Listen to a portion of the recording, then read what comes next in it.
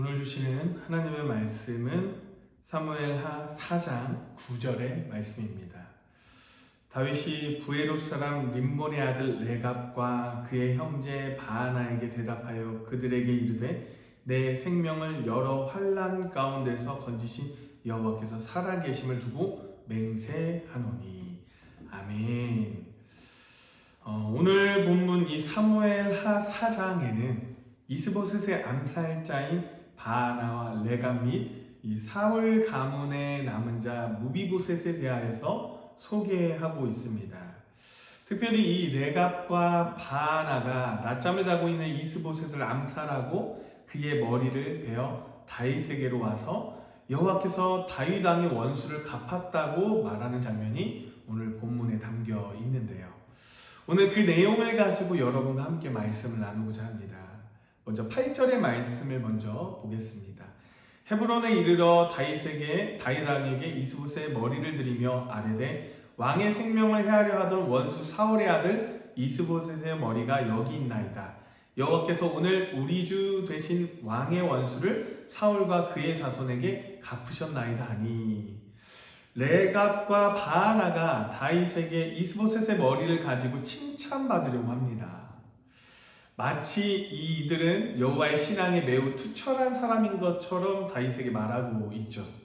또한 이들의 행위가 마치 하나님의 뜻을 실현하기 위한 신앙적 행동인 것처럼 보이기도 합니다.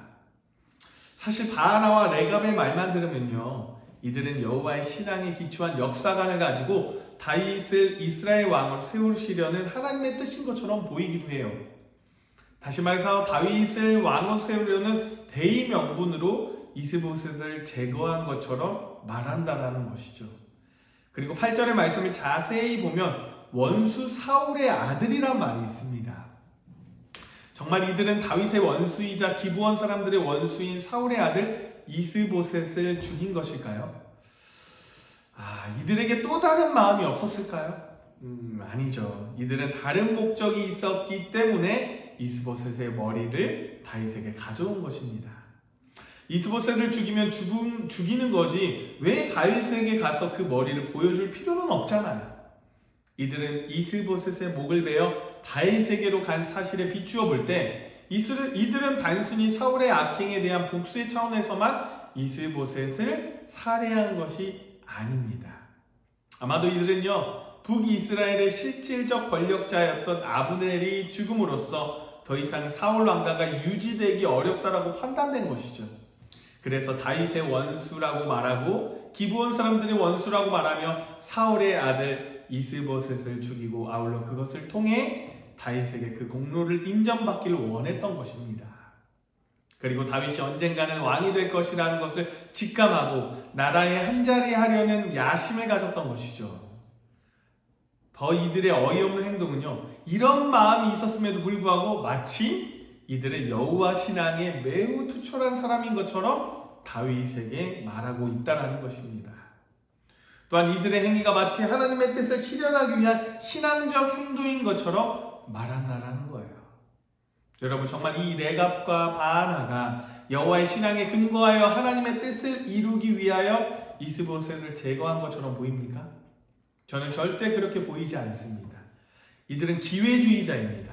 철저히 자신들의 이기적인 목적을 달성하기 위하여 이스보셋을 죽인 것입니다. 그러므로 이들의 행위는 하나님의 뜻을 따른 것이 아니라 순전히 자신들의 이기적인 민족을 채우기 위해 행한 악행인 것입니다. 게다가 이들은요, 다윗에게 자신들의 행위가 선한 것임을 보이기 위하여 여호와의 이름을 운운하기까지 하였습니다.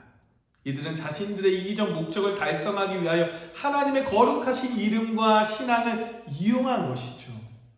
9절의 말씀을 보겠습니다. 다윗이 부에롯 사람 림몬의 아들 레갑과 그의 형제 바하나에게 대답하여 그들에게 이르되 내 생명을 여러 환난 가운데 건지신 여호와께서 살아계심을 두고 맹세하노니.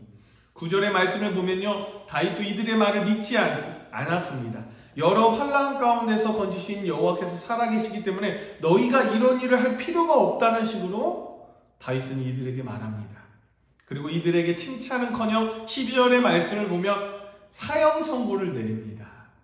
여러분, 다윗은 이들이 기회주의적인 속성을 가진 자라는 것을 알고 있었어요.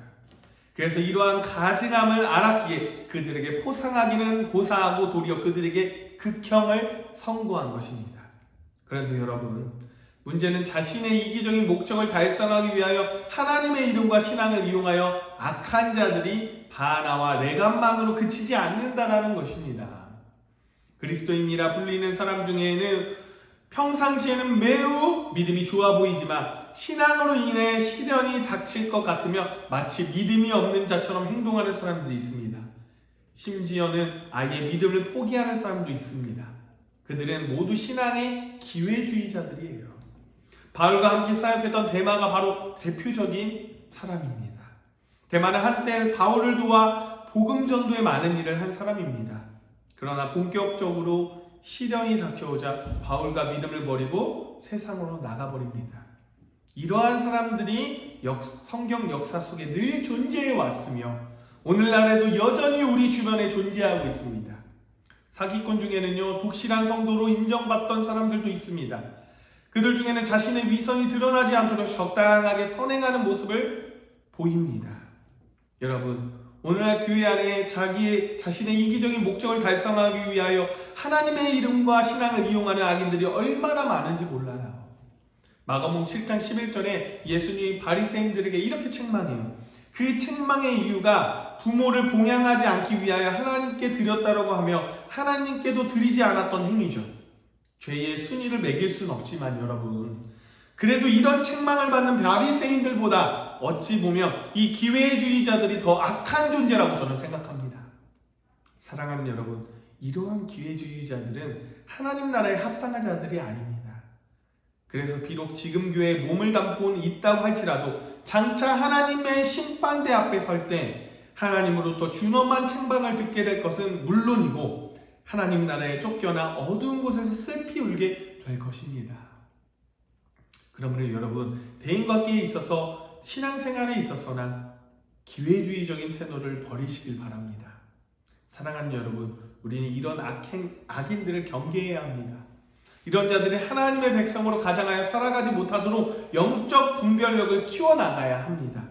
이러한 자들로 인해 하나님의 이름과 교회가 세상에서 모욕을 당한다면 얼마나 가슴 아픈 일입니까? 그래서 우리도 이기적인 목적을 달성하기 위하여 하나님과 신앙을 이용하는 유혹에 빠지지 않도록 늘 조심하고, 또한 이런 기회주의자들이 교회 안에 판을 치지 못하도록 우리가 분별력을 갖추기를 원합니다. 그리고 우리 한국교회를 주님께 지켜달라고 하나님께 매달리며 한국교회를 사랑하는 거룩한 주님의 자녀들이 되기를 간절히 소망합니다. 기도하겠습니다. 사랑이 충만하신 하나님 아버지, 하루의 첫 시간을 주님께 드리며 예배하게 하심을 너무나도 감사합니다. 우리 한국교회를 지켜주시옵소서. 교회가 기회주의자들 같은 악한 세력으로부터 공격받는 시대입니다. 주님, 우리 교회를 지켜주시고 우리 한국교회를 지켜주시고 주님의 몸된 교회를 이룰 수 있도록 우리 한 사람 한 사람 지켜주시고 역사하여 주시옵소서. 이 모든 말씀 예수 그리스도의 이름으로 기도드립니다. 아멘.